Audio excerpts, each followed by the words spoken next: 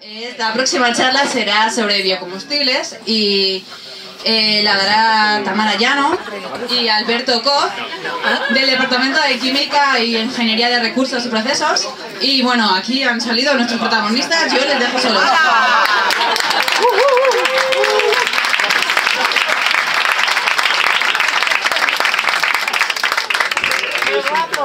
Buenas tardes, mi nombre es Abdul, me podéis llamar Alberto. Y he venido a hablaros de combustibles.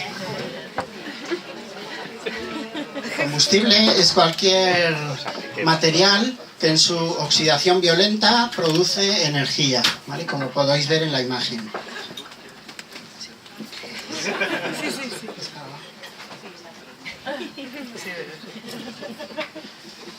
La mayor parte de los combustibles proceden de lo que se denominan combustibles fósiles, que serían a partir del carbón, del gas natural o del petróleo, en las refinerías de petróleo. Por favor, repetid conmigo, amo el petróleo. ¡Amo el petróleo! El petróleo es una de las principales fuentes de energía de nuestros días y además el petróleo se viene utilizando desde tiempos inmemorables. Desde hace miles de años ya los egipcios utilizaban el petróleo para las momias y también el petróleo se ha utilizado en el Imperio Romano para el alumbrado. Pero actualmente, si hablamos de petróleo y sobre todo de combustibles, en lo que pensamos es en los combustibles que utilizamos en nuestros transportes, como pueden ser la gasolina o el diésel. Muy buenas tardes a todos. Yo soy Tamara y siento discrepar. Digamos que el petróleo ciertamente es uno de los combustibles más utilizados para todo, para alimentar la industria, para nuestros automóviles, para todo, absolutamente para todo, pero yo estoy más con los biocombustibles. Por ejemplo, tanto si hemos hablado del diésel y de la gasolina, pues podemos obtener biodiesel a partir de plantas oleaginosas, como pueden ser aceite, extrayéndolo a partir del aceite de palma, de colza, a través de la soja también, del girasol, o bien por grasas animales, como aceites de pescado. El otro biocombustible, el mío es el favorito, no sé muy bien por qué, es el bioetanol, que se puede obtener a partir de cereales, extrayendo el almidón, como podría ser la cebada, el maíz, o el trigo también, o bien a partir de la caña de azúcar o la remolacha azucarera. Para que veáis que esto era una realidad, ya en el año 2006 España se consagró como el líder mundial de exportación de bioetanol, en este caso la gasolina E85, lo exportaba sobre todo a Estados Unidos y a Suecia. Por otro lado, la empresa SAP rompió con esta leyenda de que no podía haber grandes motores con un gran caballaje, hechos a partir de gasolinas E85, que era una mezcla de gasolina con un 85% de bioetanol. Por lo cual, esto ya era una realidad cuando aquello, en 2006. Perdón, Tamara, pero no sé si sabe usted, señorita, que casi todas estas materias primas de las que nos ha hablado, como el trigo, la cebada, la caña de azúcar, etcétera, compiten con la alimentación. Entonces se puede generar problemas, sobre todo en países en los que la alimentación es tan importante. Por ejemplo, pasaríamos quizá en nuestros cultivos a cultivar, en vez de para alimentarnos a nosotros mismos, cultivar a nuestros coches. Tiene usted toda la razón. O sea, esto es verdad. Tenemos que controlar muy mucho lo que hacemos y cómo lo hacemos, ¿no? Pero por eso precisamente su sector, las grandes petrolíferas, fueron las primeras en subirse al carro de esta primera generación que constituye los biocombustibles hechos a partir de alimentos. sin ir más lejos, bueno, tanto Exxon, BP, Shell en este caso, que era la de las más grandes ya por aquel entonces de las petrolíferas europeas, hizo un acuerdo con Cosan, que era la empresa brasileña líder en producción de caña de azúcar, y yo creo que no era para hacer terrones para el té. Hay que entender un poco... Siguiente. Los investigadores de todo el mundo se hicieron eco de esta problemática y que efectivamente había que seguir avanzando, en este caso en los biocombustibles de segunda generación, en los que en el caso del bioetanol, por ejemplo, en lugar de partir de los cultivos anteriormente citados, partimos de materias primas tales como residuos sólidos urbanos o residuos forestales, residuos agrícolas, sin ir más lejos, en España, en la zona de Levante, se está utilizando a partir de las cáscaras de naranja o incluso de los huesos de aceituna. Y esto ya desde el año 2010, por lo menos. Aparte del bioetanol, el biodiesel, vosotros en vuestras casas, si quisierais, con el aceite usado de cocinar, previamente filtrado, eso sí, no vaya a ser que después el motor se gripe, mezclando sosa, metanol y aceite usado, podemos agitar, como hizo Amador en el capítulo de La que se avecina, podemos agitar y obtener biodiesel. No sé, las mujeres siempre con las recetas de cocina. Picazo. Bueno, y para que veáis también, hace ya 4 años, la aerolínea KLM se propuso hacer una ruta comercial transatlántica haciendo mezclas de queroseno con aceite usado. Y esto ha sido una realidad, o sea que bioqueroseno o como lo quieran llamar, no hay una norma al respecto. Bueno, para entender un poco por qué ha surgido este boom de los biocombustibles, a qué fin todos los investigadores de todo el mundo se han puesto con este tema. Bueno, se resume un poquito en esta línea cronológica que pueden ver. El siguiente investigador es el que va a saber de cambio climático, yo no voy a entrar ahí, pero en las conferencias del clima de la ONU ya hubo un consenso mundial por el cual admitieron que el CO2 era un gas de efecto invernadero que contribuía al calentamiento global del planeta, y casualidad que el sector transportes es el consumidor del 50% de tu afamado petróleo y además emite un 25% del total de CO2 que se está emitiendo en el mundo. Por lo cual, en Europa, el alto grado de dependencia energética que teníamos, se propuso una estrategia de la 2020 para 2020, por la cual íbamos a reducir el consumo de energías primarias en un 20%, fomentar el uso de las energías renovables en otro 20%, y la directiva de 2009 ya dijo, muy bien, en los carburantes un 10% de biocombustibles. Entonces, esa directiva posteriormente fue modificada a consecuencia de la cumbre de París, pero creo que me lo vas a rebatir. Así.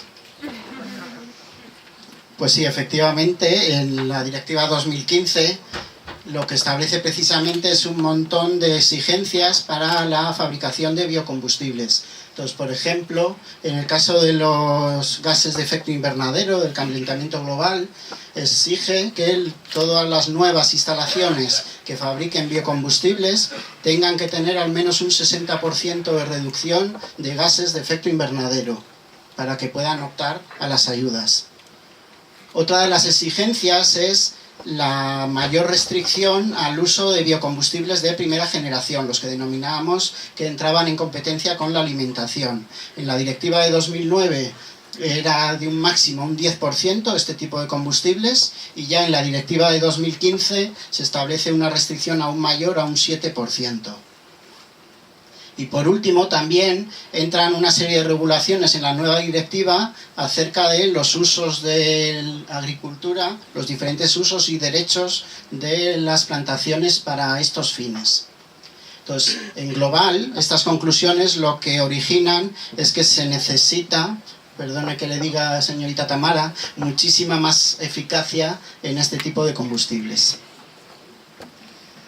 Tiene usted razón, Abdul. Efectivamente, estoy totalmente de acuerdo con que necesitamos una legislación más rigurosa que controle esto. No podemos obviar el hecho que el alimento es de primera necesidad, eso nadie lo va a discutir. Lo que sí quiero que sepan es que la primera y la segunda generación, la combinación de ambas, y en el futuro seguro que cada vez menos esa primera generación, son una realidad en el mundo. Se están produciendo casi 100.000 millones de litros año de etanol en el mundo. Ven que estamos ahí en el ranking. Bueno, Estados Unidos empezó siendo, no se ve este número, pero Estados Unidos comenzó importando la mayor parte de lo que nosotros estábamos produciendo, pero ahora ya es un líder claro. No sé con Trump cómo quedará la cosa, pero Estados Unidos a día de hoy, en 2015, son datos de 2015, se lleva la mitad de la producción mundial de etanol en el mundo. Yo creo que es que han visto la eficacia del asunto. Con respecto al biodiesel, es bastante inferior. Con respecto a los 100.000 millones de litros año, son 30.000. Pero bueno, también de nuevo tenemos a Estados Unidos en cabeza. Y quiero que sepan que esto se está haciendo. Hay que regularlo, por supuesto, y cada vez hacerlo mejor y más eficiente, pero se está haciendo. Y en Europa, para que vean, todos estos datos son solamente de plantas de segunda generación, disculpen, la de los residuos, tanto en vías, las verdes, como las que ya están implementadas. Y esto va en auge. O sea, esto cada vez va a ir a mayor grado. Entonces, aquí simplemente quería recoger 3 noticias del año 2017, donde se están alimentando motores a partir de etanol extraído de bambú y residuos de bambú, de una planta invasora, el jacinto de agua, y de subproductos del tequila. Pero no quiero que piensen que por ello que no van a hacer tequila, vaya, que es con el residuo de esa bebida, ¿de acuerdo? Bueno, algo de cierto hay en eso, pero yo he venido aquí a hablar de petróleo. Amo el petróleo. Entonces, del petróleo, además de los combustibles, se obtienen un montón de productos. Si se fijan alrededor de ustedes, hay productos por todas partes que se obtienen como materia prima utilizando el petróleo. Algunos ejemplos de productos que se pueden obtener a partir del petróleo son en agricultura, fertilizantes, herbicidas, pesticidas, etc. También fibras textiles, medicamentos, vitaminas, aditivos en la alimentación, incluso edulcorantes, sustitutivos del azúcar, o materiales, como pueden ser los plásticos, que se denominarían polímeros. Ciertamente, quizás somos un poco copiones, pero todas esas secuencias de productos que se obtienen en una refinería las podríamos obtener en una biorefinería. Ya ven, ponemos el bio delante y ala. Podemos obtener los fertilizantes naturales, abonos. También se podría obtener fibras de celulosa, de sisal. También el afamado ácido hialurónico para nuestra piel, que es un antioxidante muy potente, a través del azúcar. A través del azúcar, que también está presente en esa biomasa forestal, podemos obtener xilitol, que es un edulcorante que sustituye al azúcar pues en chicles y en otros muchos productos. Y sobre todo, y aquí ya me pongo un poco seria, el tema de los polímeros comercialmente conocidos como plásticos, que bien es cierto que los utilizamos en nuestra vida cotidiana absolutamente en todo momento, pero la biodegradación de estos residuos realmente es muy lenta, muy lenta. Y lo que quiero enfatizar aquí con esta diapositiva es que realmente ya es un hecho. Las bolsas de almidón, de patata o bien de maíz, todos las conocéis. En el supermercado nos las dan a todos. Bueno, pues mientras que una bolsa de polietileno de baja densidad puede tardar 150 años en biodegradarse, esta otra alternativa, que procede de la biomasa, solo tarda 6 meses en desaparecer. Por otro lado, las botellas de agua de polietileno de alta densidad o de PVC, que no solo se hace en las ventanas, tarda entre 100 y 1000 años, depende de la mezcla que sea la botella en cuestión, ¿no? Pero las de PHB, que es polihidroxibutirato, que es un polímero que se puede obtener vía fermentativa a partir de los azúcares presentes en la biomasa, 6 meses.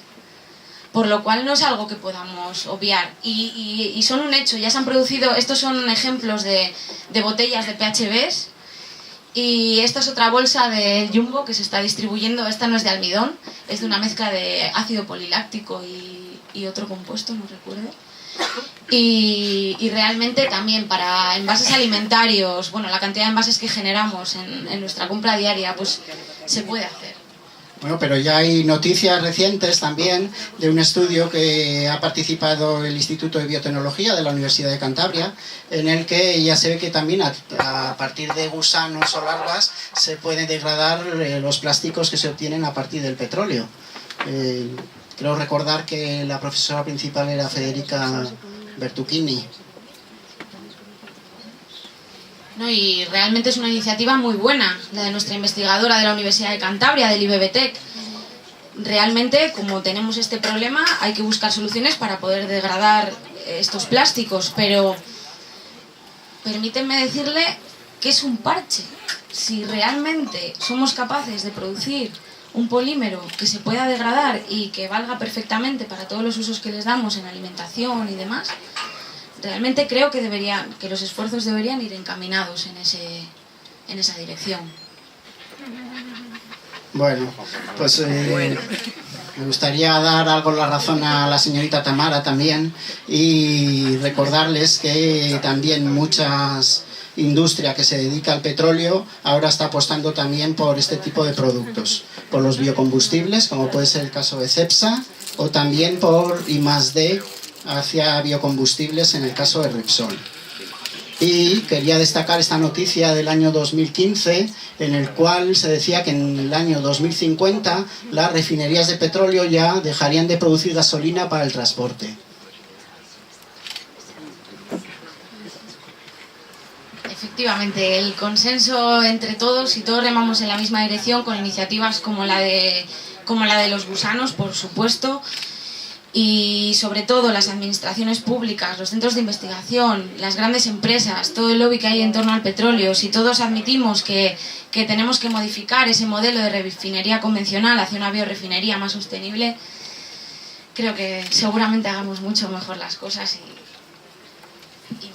Gracias, Tamara. También me gustaría recordar la importancia de la mujer en la ciencia, porque aparte de los chistes que hayamos podido contar, es bastante penoso que las últimas cifras indican de TES que gran parte de los europeos piensen que las mujeres son menos capaces en la ciencia que los hombres. Y este gran patriarcado deberíamos eliminarlo. Gracias.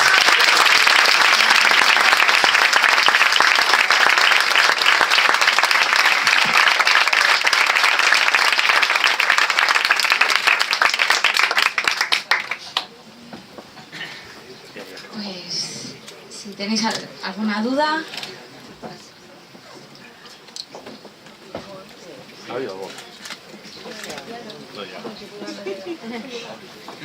Gracias. Una pregunta.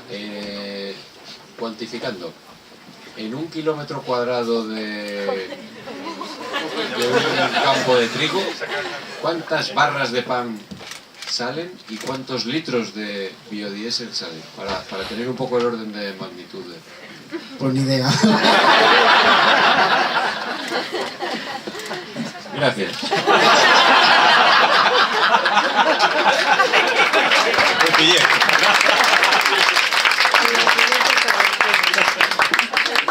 Lo miraremos. No, pero a lo que voy es que hace falta mucha extensión de cultivo para conseguir 1 litro de biodiesel. Sí. Se está investigando también en intentar hacer otro tipo de plantas que crezcan en menos espacio y tengan mayor volumen de planta, digamos, para que luego puedan tener mayor cantidad de azúcares, por ejemplo, para bioetanol, etcétera.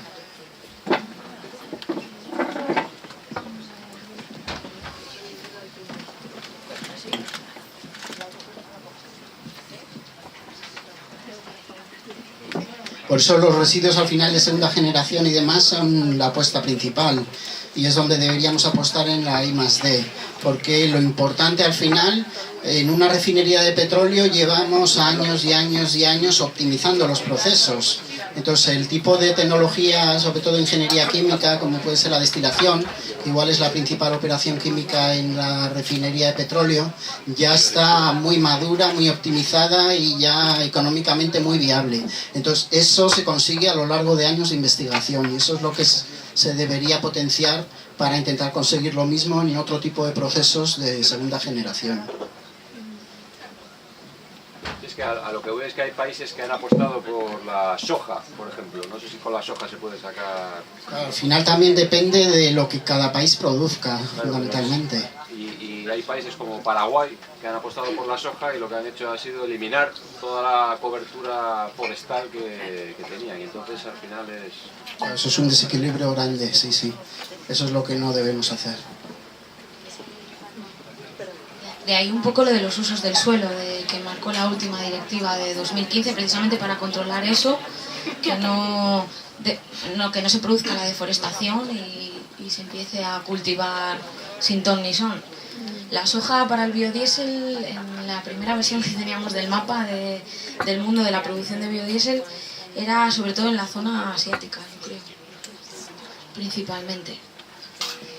Y lo que comentaba Alberto es eso, la modificación genética para que crezcan más rápido, más alto, en menos tiempo y mayor densidad y mayor eficacia. Ahora, el rendimiento de... no sé. ¿Qué es preferible, un coche con biocombustible o un coche eléctrico?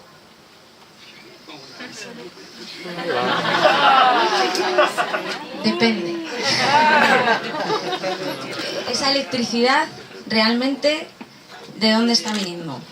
Quiero decir, las fuentes de energía primaria que comentábamos antes que hay que reducir en un 20%, esto a nivel europeo, que había que reducir en un 20%. Si realmente está procediendo únicamente de la quema de carbón, por ejemplo, esa electricidad, o si se está haciendo una combinación de hidroeléctrica, eólica, depende. De todos modos, yo creo que es una combinación de ambas, que no es elegir una u otra, sino que hay que fomentar todas las alternativas posibles a ese gasto de ese combustible fósil que no se renueva, que la crisis del petróleo es lo que, no lo puse en la línea cronológica, pero fue lo que dio lugar también a que Abdul se interesara por el tema. Pero nosotros deberíamos de tener muchas alternativas, no solamente una. Abdul, una pregunta. Dijiste que el proceso de momificación en Egipto usaban el petróleo. ¿Cómo? Sobre todo parafinas y demás sí. O sea que ya de... No el crudo del petróleo tal cual, ya se calentaba.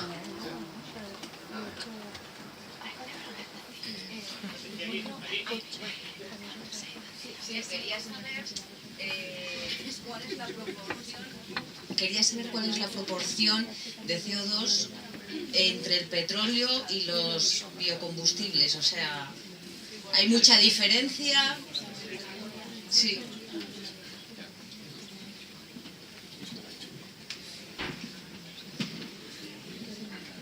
Pues depende del tipo de materia prima. Es que es muy difícil dar una cifra. Entonces, en función del tipo de materia prima, depende enormemente todo el proceso de fabricación. Porque al final, la mayor parte de diferencia es porque la materia prima son plantas, entonces también generan CO2. Entonces, la diferencia también está ahí. En el proceso no sabría decir exactamente porque depende enormemente de ese...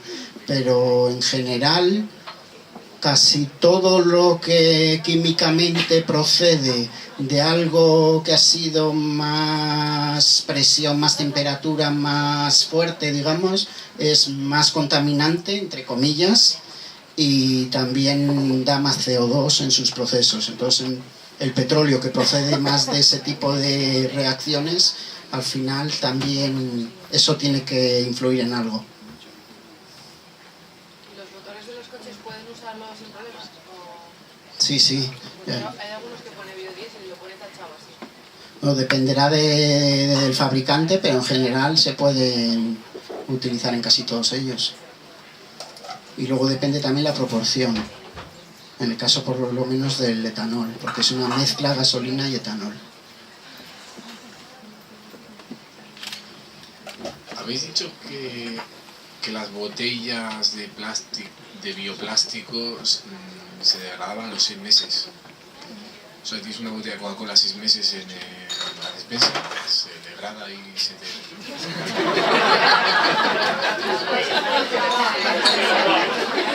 No. Eso es al final de su vida útil.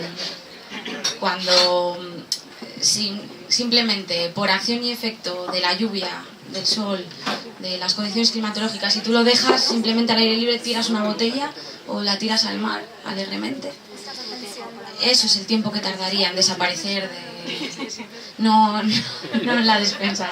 Pero muy buena pregunta, porque oye, es fundamental.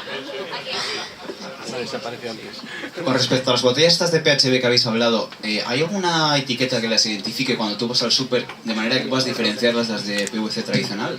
Yo creo que sí. ¿Sí? Etiquetadas. Yo creo que... Es que Las fotos que he mostrado ahí era de una empresa italiana a raíz de un proyecto europeo y realmente, bueno, descargué la noticia y la imagen, pero yo creo que sí que tendrá un ecoetiquetado o bien la descripción. Normalmente sí, sobre todo si es para incentivar el buen uso que hacen seguramente que sí que lo publicitan. No sé si a modo de eficiencia energética como en los electrodomésticos o expresamente 100% PHB o PHB mezclado con polietileno en un tanto por ciento o así, pero que sí deberían de... En general, en todos los plásticos aparece el tipo de plástico en la base de los productos. ¿Se sabe cuánto dinero están dispuestos nuestros gobiernos a invertir en este cambio? Esa es la pregunta del millón. De más de 1 millón.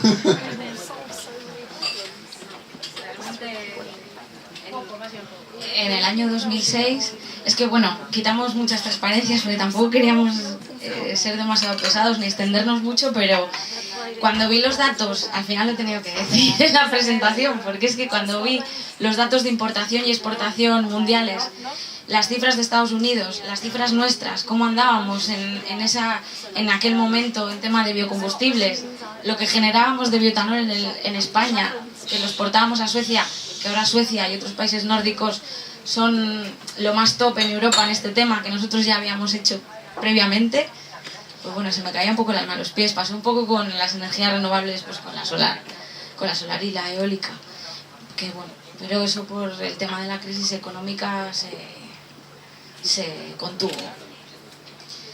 Entonces yo creo que va a repuntar de nuevo, pero esperemos. ¿Y qué diferencia hay en el coste de producción? Porque ya que hablamos de que es igual, es uno de los mayores problemas que hay. Pues lo mismo que hablábamos antes, depende muchísimo de la materia prima que utilicemos. Entonces, por eso, de momento, lo más rentable es la primera generación y por eso necesitamos más investigación para optimizar el proceso de segunda generación y que llegue a ser rentable. Porque de momento hay poca rentabilidad. Necesitas la materia prima muy cerca, que el proceso sea muy óptimo y demás, para que sea rentable. Para que sea rentable a las empresas que claro, que ese es uno de Claro. los problemas, que si no... Y si no, apuestan por la generación mixta, una mezcla de primera y segunda generación, de momento. Pero llegaremos a eso. ¿Más preguntas?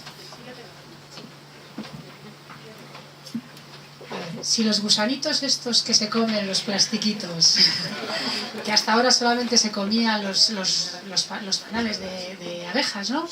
Si les damos tanta comida, ¿no corremos el riesgo de hacer gusanos de gimnasio o una era de gusanos como fue la era de los dinosaurios y estas cosas? De modificar la naturaleza. Bienvenido. El planeta de los gusanos. Gracias.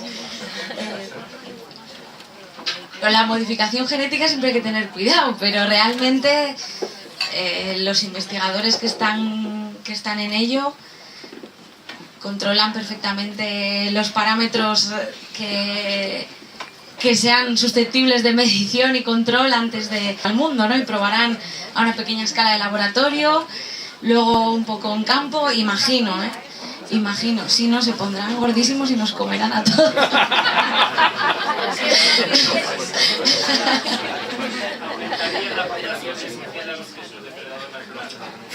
Pues no. Al final todo se regula. De todas formas, creo que esa investigación está todavía iniciada porque ha sido como serendipia. Serendipia es que por accidente o casualidad descubres algo. Y en este caso era que estaban almacenados en bolsas y vieron que se las comían. Entonces ya a partir de ahora ya se empezará a investigar más en ello.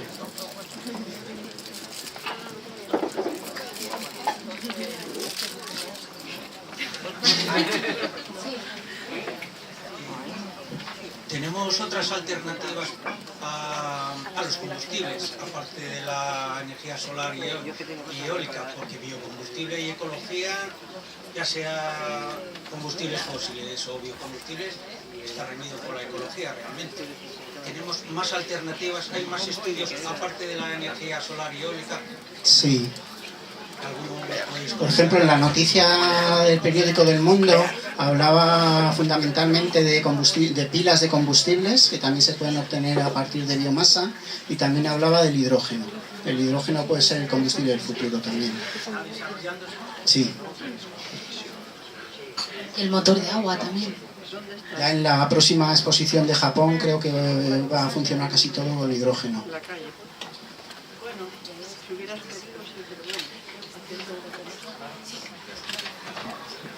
Hace unos años apareció un chico que cogió español, que desarrolló una especie de lágrima como envase de agua, que era de algas. El envase era un tratamiento de una alga que hacía que el envase fuese comestible. ¿Qué ha pasado con la historia del chico? ¿Se ha llevado a cabo o ha quedado en...?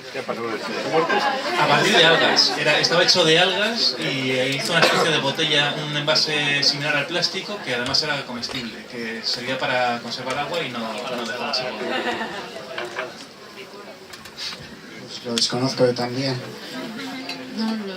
Hasta donde sé de algas es lo que me ha enseñado un profesor que anda por aquí del IBTEC, la tercera generación para producir biodiesel a partir de las microalgas, o la depuración de orina, que vamos a empezar ahora, pero no desconocía el envase hecho de...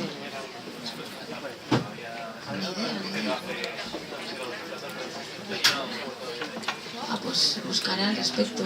Envase a partir de microalgas. Alga roja.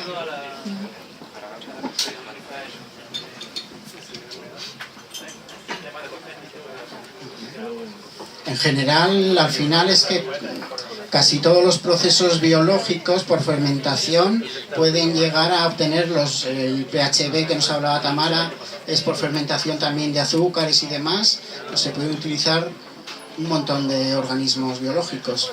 Pues las algas pueden ser un ejemplo.